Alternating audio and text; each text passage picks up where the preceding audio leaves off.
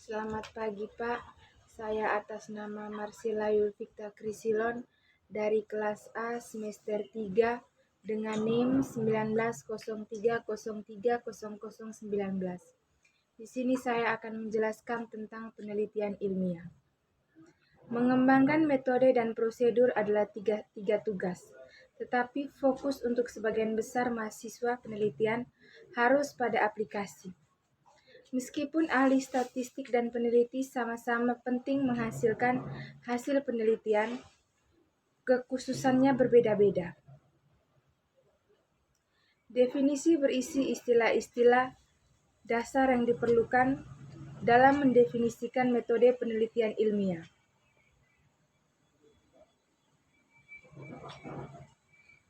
File metode ilmiah adalah mengoreksi diri sendiri dalam hal perubahan pemikiran atau teori sesuai ketika kesalahan dalam penelitian sebelumnya terbongkar.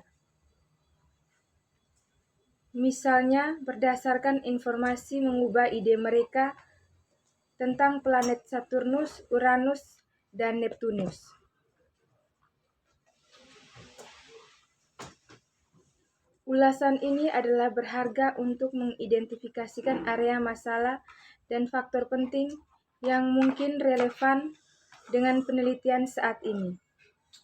Selain itu, para ilmuwan berupaya mencari keteraturan dan konsistensi antara temuan mereka. Dalam bentuk idealnya, penelitian ilmiah dimulai dengan satu peristiwa yang diamati dengan cermat dan akhirnya berkembang ke perumusan teori dan hukum. Prosedur penelitian. Dalam beberapa hal ini benar, tetapi artikel ini cenderung menghilangkan teknis yang membosankan dan seringkali menjadi sumber masalah dan hipotesis. Selain itu, semakin banyak artikel yang ditulis oleh profesional terlatih dan setiap sumber-sumbernya. Penelitian organisasi riset profesional menerbitkan ringkasan secara tidak teratur yang memberikan pandangan dekat pada bidang utama penelitian di berbagai bidang. Ini seringkali berguna untuk memperoleh informasi tentang topik penelitian, karena mereka mensurvei berbagai macam penelitian. Situasi sehari-hari, setiap hari kita hadapkan pada berbagai jenis komunikasi, via penyiaran dan percetakan, komunikasi interpersonal, hubungan masyarakat kampanye, dan lain sebagainya.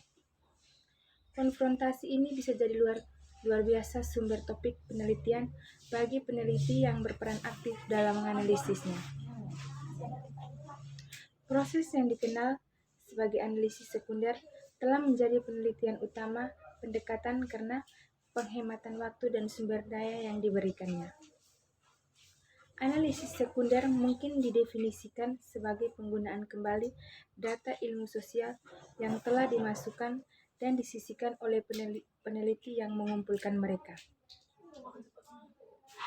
Penggunaan kembali data biasa oleh peneliti asli atau seseorang yang tidak terlibat dengan cara apapun dapat dikaitkan dengan upaya penelitian asli atau sangat berbeda darinya. Satu-satunya biaya yang dikeluarkan di sekolah menganalisis adalah untuk menduplikasi materi. Beberapa organisasi memberikan data mereka secara gratis dan waktu komputer. Arsip data adalah sumber berharga untuk data empiris. Banyak penelitian yang tidak memasukkan informasi tentang penelitian tersebut karena prosedur pengambilan sampel, pembobotan tanggapan subjek, atau kekhasan lainnya. Mungkin ada dugaan bahwa beberapa datanya adalah dibuat. Perusahaan riset besar cenderung menjelaskan prosedur. Ini mungkin sangat mempengaruhi analisis sekunder sebelum memilih pendekatan analisis sekunder. Pengambilan sampel. Metode pengambilan sampel memerlukan biaya dan waktu yang besar. Peneliti harus memutuskan apakah biaya dan waktu dibenarkan dalam kaitannya dengan hasil yang hasil yang dihasilkan. Prosedur pengambilan sampel tidak boleh dianggap enteng dalam proses investigasi ilmiah. Tidak masuk akal untuk mengembangkan penelitian, desain untuk menguji hipotesis atau pertanyaan penelitian yang berharga, dan kemudian batalkan upaya ini dengan mengabaikan prosedur pengambilan sampel yang benar. Prosedur ini harus diteliti untuk memastikan bahwa analisis tidak spesifik untuk sampel. Artinya, hasil tidak berdasarkan jenis sampel yang digunakan dalam penelitian. Populasi dan sampel adalah satu tujuan penelitian ilmiah dalam mendeskripsikan hakikat populasi, yaitu sekelompok atau kelas mata pelajaran, variabel, konsep, atau fenomena. Dalam beberapa kasus, ini dicapai melalui selama seminggu dari 10 September sampai 16. Proses pemeriksaan setiap anggota populasi prosedur bisa dalam hal ini adalah memilih sampel dari populasi. Penelitian survei. Survei merupakan salah satu metode media yang paling banyak digunakan peneliti, terutama karena fleksibilitasnya. Survei melibatkan jumlah langkah. Peneliti harus memutuskan apakah akan menggunakan deskriptif atau pendekatan analitis, tentukan tujuan dari belajar, meninjau literatur yang tersedia di daerah tersebut, pilih survei pendekatan, desain kuesioner, dan sampel, menganalisis dan menafsirkan data. Langkah-langkah ini belum tentu diambil urutan, tetapi semua harus dipertimbangkan sebelum survei dilakukan. Untuk memastikan bahwa semua langkah dalam proses survei selaras, peneliti harus melakukan satu atau studi percontohan untuk mendeteksi kesalahan dalam pendekatan. Studi percontohan menghemat waktu dan uang.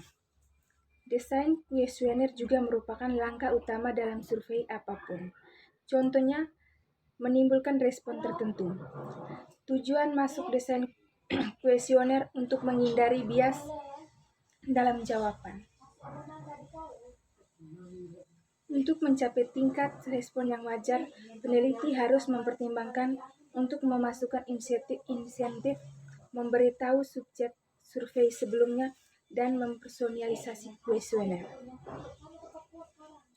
Terakhir, peneliti ditugaskan untuk memilih survei pendekatan dari 4 tipe dasar: surat, telepon, wawancara, pribadi, dan administrasi kelompok. Metode penelitian kuantitatif.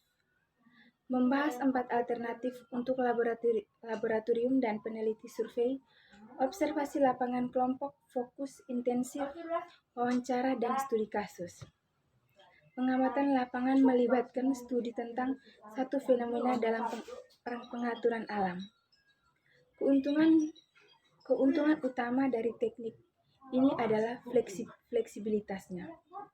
Itu bisa digunakan untuk mengembangkan hipotesis, untuk mengumpulkan data awal, atau untuk belajar kelompok yang dapat diakses.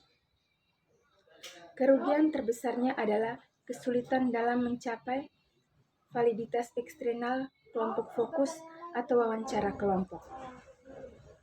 Keuntungan metode kelompok fokus adalah kemudahan pengumpulan data dan dikumpulkan selama fokus sangat bergantung pada keahlian moderator grup.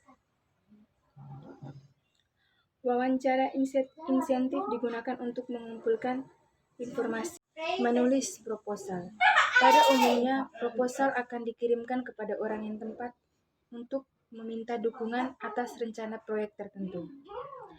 Penerima proposal kemungkinan besar akan menyetujui ide atau gagasan yang disampaikan jika hal tersebut dikomunikasikan dengan jelas, lugas, dan cerdas. Salah satu cara meraih kesuksesan dalam melaksanakan berbagai proyek adalah dengan membuat proposal yang menarik dan meyakinkan. Misalnya, proposal ilmiah atau penulisan buku. Proposal harus dibuat sesuai kebutuhan, tapi panduan penulisan proposal pada dasarnya harus sama. Sebelum menulis, tentukan dahulu kepada siapa proposal harus dikirim dan hal-hal apa saja yang sudah atau belum ia ketahui tentang rencana Anda. Pikirkan juga apakah pembaca adalah orang yang sibuk, hanya sekilas membaca proposal dan tidak sempat mempertimbangkan gagasan Anda.